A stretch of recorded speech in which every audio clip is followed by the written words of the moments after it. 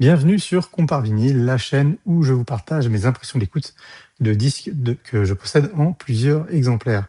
Alors, cette fois, je vais vous parler de Nino Ferrer, de l'album Nino and Radia, et je vais digresser dessus parce que je me suis aperçu que apparemment, les digressions, c'est quelque chose que vous appréciez. Donc, qu'est-ce que je voulais dire? Ah oui, que je vais mettre, comme d'habitude, des chapitres en descriptif de la vidéo. Donc comme ça, s'il y a des passages que vous les zappez, ben, vous pourrez zapper ces passages-là et aller droit au but sur ce que le contenu que vous recherchez. C'est-à-dire que si vous recherchez juste l'aspect comparatif pur audio, ben, vous pourrez zapper toutes mes digressions et aller droit au but. Donc voilà. Alors pourquoi je voulais parler de cet album-là? Eh ben parce que je trouve que Nino, c'est quand même un artiste un peu, méprisé. En tout cas, j'ai grandi avec cette image-là, moi, de cet artiste un peu méprisé. Pourquoi? Parce que c'est un artiste qui a surtout eu du succès au début de sa carrière pour, 2 titres, Le Téléphone et Mirza, qui ont été, catalogués comme de la, chansonnette, humoristique, on va dire. Et les gens qui écoutaient à l'époque, du rock ou de la pop, anglaise ou américaine, ah bah, c'est un petit peu comme si maintenant, tu parles à un fan hardcore de hip-hop de Fatal Bazooka, quoi. Forcément, Fatal Bazooka, le mec, il va le dénigrer, quoi, ce qui est assez logique. Et donc il y a plein de personnes qui avaient un petit peu cette image-là de Nino Ferrer, alors qu'il avait fait, plein d'autres choses. Des choses très bonnes, des albums plutôt, méconnus, qui n'ont pas eu un succès, commercial, énorme, comme, d'ailleurs, Métronomie aussi, qui est un super album, mais pas que. Enfin, tous ces albums, je pense, sont, en tout cas en ce qui me concerne, je les trouve intéressants. Mais bon, voilà, j'ai décidé de parler de cet album-là en particulier et je vais vous expliquer pourquoi. Moi j'avais donc, comme je l'ai déjà expliqué, cette vision d'artiste, de chansons, humoristiques, par, mes parents en fait, enfin surtout, mon père qui en avait marre, de d'entendre Mirza et Le Téléphone à la radio et qui était, saoulé au possible par ces 2 titres. Et donc du coup, pour lui, Nino Ferrer, c'était, de la variété, c'était nul et cetera. Et moi, bêtement, j'étais un petit peu dans ce schéma-là et pendant longtemps, j'ai pas cherché plus loin que ça, quoi. Jusqu'à un moment où, je commence à diguer les disques et cetera, à chercher et puis de fil en aiguille, en parallèle, de pérénégration sur internet, je rencontre des gens, qui, s'intéressent aux disques. On commence à poster, ce qu'on achète en disque sur le forum Macbidouille, un forum de Mac, parce qu'à l'époque, bon, j'étais dans le Mac, bref, je digresse encore. Et au final, ça finit par ouvrir un forum dédié au vinyle qui s'appelait, La Galette. Et le fondateur du site de La Galette, j'avais aussi, à travers, cette vidéo, envie de lui rendre hommage parce que malheureusement, il est décédé il y a quelques mois et c'est grâce à lui, en fait, que, j'ai découvert ce fabuleux album. Et plutôt que faire un truc un peu larmoyant, voilà, enfin, je pense que sur plus, ça l'aurait pas du tout, plu. Il n'est pas du tout dans ce délire-là. Je pense que lui rendre hommage en disant: «Bah, voilà, merci Grognon de m'avoir fait, découvrir ce fabuleux album et de m'avoir ouvert les yeux sur la carrière, entière de Nino Ferrer et pas juste centré sur, Mirza et Le Téléphone», qui sont d'ailleurs pas forcément quand on prend du recul, des mauvais titres en soi, hein. Mirza, c'est un super titre, c'est de la bonne, variété et il y a un solo de clavier qui est vachement bien et ça groove, d'enfer, Mirza. Mais bon, comme c'est de la chanson, humoristique, c'est souvent, dénigré, alors que c'est bien. Donc je referme cette parenthèse et donc Grognon, en discutant sur le forum de La Galette, à un moment, il y a un mec qui le chine ou je sais plus, c'est lui qui en parle. Il me dit: «Mais putain non, c'est un super album, ça défonce, voilà et cetera, c'est un super album de solo». Alors je commence du coup à gratter le sujet et effectivement là je découvre tout, un nouvel univers auquel, j'aurais jamais, soupçonné. D'ailleurs, s'il y a des gens qui ont cette image-là qui regardent la vidéo, de Nino, voilà, l'artiste de variété qui fait de la chanson uniquement humoristique. Euh, je vous conseille d'aller directement jeter un œil, enfin une oreille plutôt, sur les titres que j'ai numérisés de cet album et vous allez voir, ça n'a rien à voir avec ce que vous avez entendu des tubes de Nino Ferrer dans les années 60. C'est un bonbon funk, soul, c'est juste sublime. Je dirais que c'est facile de dire que ça fait partie des meilleurs albums soul funk français, mais enfin, c'est même tout court un super album, sans parler de France ou quoi que ce soit, ou d'albums français, c'est juste un super album de soul funk, quoi. Donc voilà pour ma petite introduction sur cet album de Nino Ferrer. Est-ce que on va digresser? Oui, on va digresser un petit peu aussi sur la pochette, la pochette de cet album. C'est-à-dire que bon, à l'époque, voilà, il se prenait pas la tête, voilà, avec les, enfin comment dire, avec la marchandisation du corps de la femme. C'était un petit peu une autre époque où voilà, c'était la mode des photos de Hamilton, etc. Voilà, vachement dénudées, avec des adolescentes prépubères et compagnie. Enfin bref, on s'embarquait vraiment beaucoup moins avec la marchandisation du corps de la femme et de tout ce qu'il y avait autour. Je pense qu'on la conscientisait même pas, donc c'était vraiment une autre époque et une autre esthétique, on va dire. Et aujourd'hui, dans un contexte beaucoup plus actuel, c'est compréhensible que cette pochette puisse choquer certaines personnes. Voilà. Alors, est-ce que c'est bien, est-ce que c'est mal? Je sais pas. En tout cas, c'est quand même cool qu'on se pose des questions sur la marchandisation du corps de la femme et des corps en général. Et voilà. Après, d'un point de vue purement esthétique, est-ce que c'est vraiment si esthétique que ça? Elle est quand même un peu kitschouille, faut être honnête. Enfin, elle est quand même très kitsch cette pochette. Voilà. Ah, ceux qui disent oui, c'est esthétique, c'est de l'art, ouais, enfin, vite fait quand même, hein. Bon, voilà. Ça, c'est mon avis, en tout cas perso. Dites-moi si vous n'êtes pas d'accord avec cet avis, quoi. Vous avez le droit d'être pas d'accord avec ça et de dire que c'est une super photo artistique. Voilà. Dites-le moi en commentaire. Qu'est-ce que je voulais dire d'autre sur cet album? Je vais enchaîner avec le sujet principal qui nous intéresse, c'est-à-dire de comment en reconnaître les différentes versions que j'ai. Alors, il y a ici un album édition originale. Alors, l'édition originale se présente sous la forme d'un gatefold. Voilà, c'est un beau gatefold comme ça. Et hop, on peut y lire au dos le price code Y, qui est ici. Voilà. Et tac, on peut voir aussi que le petit logo SACEM sur le macaron. Et voilà aussi le macaron CBS enfin, typique de l'époque où il est sorti. Et surtout, il n'y a pas le sud. C'est-à-dire que le morceau The South, enfin South plutôt, il est tout court, il s'appelle South. Il n'y a pas de version française à l'époque. Cet album-là, quand il est sorti, euh, c'est un album un petit peu particulier dans la carrière de Nino parce que c'est le premier album qu'il fait entièrement en anglais, alors qu'avant il était connu pour ses chansons, enfin ses chansons humoristiques en français, à part du grand public.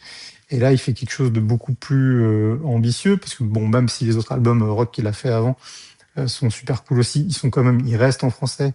Et il y a certains titres dont dont il sort des extraits en 45 tours pour essayer d'en vendre, bon, qui n'auront pas le succès de Mirza et du Téléphone, mais bon. Euh, Quand même, cet album-là, il est dans une optique artistique complètement différente. Il va aussi rencontrer un genre qu'il a jamais travaillé avant, c'est-à-dire vraiment Là, on est vraiment dans un univers vraiment soul funk, quoi. Donc un truc qui n'a rien à voir, enregistré, dans une bonne partie, chez lui, dans le studio qui s'était aménagé, chez lui. On parlait même pas de home studio, à l'époque. Donc c'est vraiment un contexte particulier et quand il sort cet album, bah, c'est un flop. Il en vend, 20 000 apparemment, ce qui est un flop pour l'époque, hein. 20 000 aujourd'hui, c'est énorme, mais non, bon lui, 20 000 à l'époque, c'est un flop et comme c'est un flop et qu'il y a un morceau, qui, à la maison de disques, plaît beaucoup, qui est, The Source, qui est un peu une balade, qui est le morceau, on va dire, plus accessible du grand public. Bah, l'idée commence à mûrir aussi de travailler, une version, française bah, il la sort en single et là, c'est un énorme carton. C'est son plus gros succès, je crois, à Nino, Le Sud et à tel point qu'après, ils ressortent, l'album donc avec, Le Sud en plus sur, cet album et c'est un album qui est repressé et qui est même, sur le repress des années 80, c'est même Nino El Radia, Le Sud, qui est marqué. Et il y a une autre version aussi où, il y a même plus, mince, Radia Fry. Sur la pochette, il y a juste, Nino avec marqué Le Sud dessus. Donc voilà, c'est pour dire à quel point la chanson Le Sud a, complètement, enfin, comment dire, éclipsé le reste, de l'album et d'ailleurs, voilà, enfin, je pense que dans l'inconscient du grand public, cet album-là, finalement, il est même pas connu alors que, il y a, plein d'autres titres qui sont, merveilleux à part Le Sud sur cet album. Donc voilà. Je peux vous montrer aussi d'ailleurs, c'est intéressant les autres pochettes, je sais pas si ça va bien passer à l'écran, mais les pochettes sur Discog, mais bon je tente, je fais une expérimentation. Voilà par exemple, une des rééditions, de cet album qu'on peut trouver. Alors celle-là, je l'ai jamais eu entre les mains, mais je vous montre celle que j'ai déjà eu entre les mains, voilà, qui s'appelle Le Sud. Et spoiler alert, alors bon, je l'ai pas, aujourd'hui, je l'ai revendu depuis cette version, mais cette version, cette réédition sonnait moins bien que l'original. Voilà. Donc ça, c'est pour le comparatif tout à l'heure d'audio où je vais vous donner mon avis. Et récemment, je crois, alors je sais plus pour les combien il est sorti, puisque du coup c'était pour les 40 ans ou 50 ans de l'album. On a sorti ce magnifique petite réédition où bah, du coup ils ont pris le choix de ne pas rééditer l'album avec la pochette originale. Alors est-ce que c'est un bon choix ou pas? Bah, dites-le moi ce que vous en pensez en commentaire.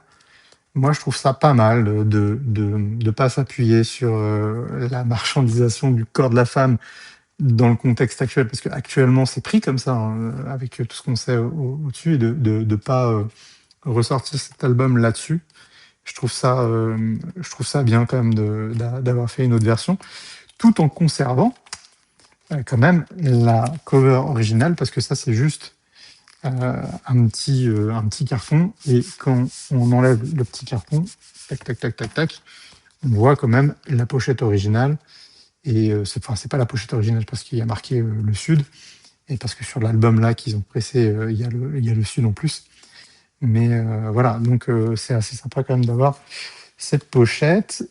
Ce que je peux vous dire aussi sur cette réédition, c'est qu'elle contient, en plus de l'album original avec Le Sud, donc la version rééditée, elle contient une autre version, un autre LP, pardon, avec des titres bonus, des versions qui n'étaient jamais sorties. Donc ça, c'est plutôt cool. Et bon, je vais essayer de pas spoiler, je vous en parlerai plus tard sur ce que contient ce deuxième disque, mais il y a une vraie pépite, quoi. En tout cas dessus pour moi. Et surtout, dans cette réédition, il y a un petit livret qui explique un petit peu Bah, tout, vraiment l'histoire, la conception de l'album et cetera, notamment, qui explique vaguement, bah, comment il aurait rencontré le backing band de ce groupe, dans sa propriété et cetera, via les soirées qu'il organisait et le monde qu'il faisait venir, chez lui dans sa propriété. Il a rencontré en gros, le groupe, Ice ou, bon, qui est les mêmes que Afro Lafayette, Band, et qui était un super groupe de soul funk, qui produisait en France. C'était des gars qui venaient des États-Unis et qui ont enregistré des super albums de soul funk en France. Voilà, je vous détaille, hop, passe en revue un petit peu là, le petit livret qui est vraiment très sympa avec des photos aussi d'époque assez sympa. Donc vraiment, le petit livret là, rien que pour le petit livret, c'est assez cool déjà, hein. On est gâté avec cette réédition anniversaire. Il me semble qu'elle est toujours en prix vert à la Fnac ou trouvable à prix plutôt abordable et donc à 35,99. Franchement, avec 2 disques, le livret, le petit truc là, et cetera, je trouve que, bah, c'est pas mal, hein. C'est quand même un objet assez sympa, donc c'est plutôt cool. Maintenant, on va rentrer dans le vif du sujet, c'est-à-dire la comparaison audio. Petite comparaison audio. Alors, que vous dire? J'ai numérisé déjà le titre Moses. Donc, je vous invite à aller l'écouter dans l'autre vidéo que j'ai tournée à cet effet, ou donc la version de Moses de l'édition originale de cette édition, mais aussi une version un petit peu spéciale. Donc, voilà, qui figure sur le deuxième LP de cette réédition. Et cette réédition, enfin ce morceau-là, alors je parle pas du son, hein, je parle pas de la qualité sonore, j'y viendrai après. Mais juste pour, on va dire, le fait que c'est une version jam directement, on va dire, prise dans le studio de Nino où on est avec les musiciens, etc. Pour moi, ça vaut le coup d'acheter cette réédition. Elle est vraiment, vraiment très très cool cette version. En tout cas, moi qui aime bien disons les morceaux plus bruts, plus nature, etc. Et moins arrangés, cette morceau est, enfin, je la trouve vraiment sublime. C'est la quintessence et vraiment de ce qu'il y a en matière d'émotion et de pureté au niveau de ce morceau, parce qu'il y a justement ces brutes de décoffrage. Et je trouve que ça a vraiment, enfin, cette version-là a vraiment énormément de charme. Donc voilà. Pour en revenir purement aux parties son et à mon jugement sur le son, en tout cas mon jugement, mon avis très personnel, bah déjà, d'un point de vue purement, on va dire, audiophile, c'est pas un album qui est très bien, je pense, masterisé, produit, et cetera. Enfin, c'est pas un album audiophile, quoi, à la base, quoi. Mais c'est quand même très plaisant à écouter, quoi, on va pas se le cacher. Mais voilà, il y a pas une dissociation des instruments de ouf, et cetera. Il y a pas ce genre de choses, même si on les entend bien, il y a une bonne spatialisation, et cetera. Et il y a aussi cette, comment dire? Ce mix un petit peu, caractéristique des albums de ce mastering plutôt un peu caractéristique de cette époque-là, où, il y a des médiums qui sont assez, secs, on va dire. Je sais pas si vous l'entendrez, sur les versions YouTube, mais, c'est les médiums, ils sont un peu dry, quoi. Il y a un peu une courbe, vers le bas à ce niveau-là. Hem Et donc ça, quand on écoute ce truc-là enfin, cette version-là et qu'on la compare à celui-là, alors là, c'est au niveau des médiums, c'est vraiment le jour et la nuit, quoi. Il y a beaucoup plus de médiums là-dessus.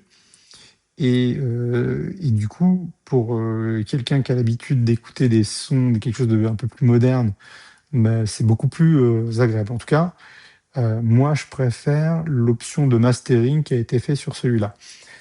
Le niveau de celui-là, par contre, est plus important. Il y a un niveau plus élevé. Donc, celui-là, on a l'impression que ça manque un petit peu de patate, et cetera, alors que c'est pas le cas, c'est juste, en fait, le niveau est plus bas. Donc, si on monte un petit peu le volume de l'ampli, on s'aperçoit que, bah, que ça va, en fait, il y a de la pêche. Par contre, sur celui-là, il y a quand même une légère, enfin, impression de moins de fraîcheur. Alors, je sais pas si c'est lié on va dire, au mastering en lui-même. Je pense pas, mais c'est peut-être lié tout simplement à la qualité des bandes qui ont été bah, utilisées, des masters qui ont été utilisés pour represser des disques, etc. Au fil du temps. Et forcément, les masters se sont usés. Et ça, j'en veux la preuve. Enfin, pour moi en tout cas, je défends cette opinion-là, du fait que cette version-là, de l'album là, du second disque sur cette réédition, le son est absolument dingue. On est vraiment dans le studio de Nino avec ses musiciens, on s'y croit vraiment. Il y a un super son, le son est très frais, c'est super agréable. Alors la version est complètement différente en plus, mais juste purement au niveau du son, on a vraiment l'impression d'être plongé dans le studio avec Nino, quoi. Et ça, je pense que ça tient aussi à la fraîcheur des bandes qu'ils ont utilisées. C'est-à-dire que c'est des bandes qu'ils ont exhumées, qui n'avaient jamais dû être utilisées pour presser un disque ou quoi que ce soit. Et je pense que bah, du coup, la fraîcheur de la bande, elle s'entend aussi, et ils ont pu faire un meilleur travail de peut-être de mastering et de rendu au final. Alors, est-ce que j'affabule complètement ou pas? Bah, j'ai numérisé le truc sur YouTube. Je ne sais pas si avec la compression, vous aurez exactement les mêmes avis que moi, mais en tout cas, je serais ravi d'avoir votre avis sur la question, voilà, sur ces versions différentes. Et je vous dis bah, à très vite pour une prochaine vidéo où là, je vais parler d'un autre album qui n'a absolument rien à voir, un album d'une artiste hyper méga populaire. Donc je pense que vous avez déjà deviné, et ce sera un comparatif pas vinyle, vinyle, mais plutôt vinyle V6 numérique, voilà. Je spoil, et je vous donne, disons, rendez-vous à très vite pour une prochaine vidéo. Salut!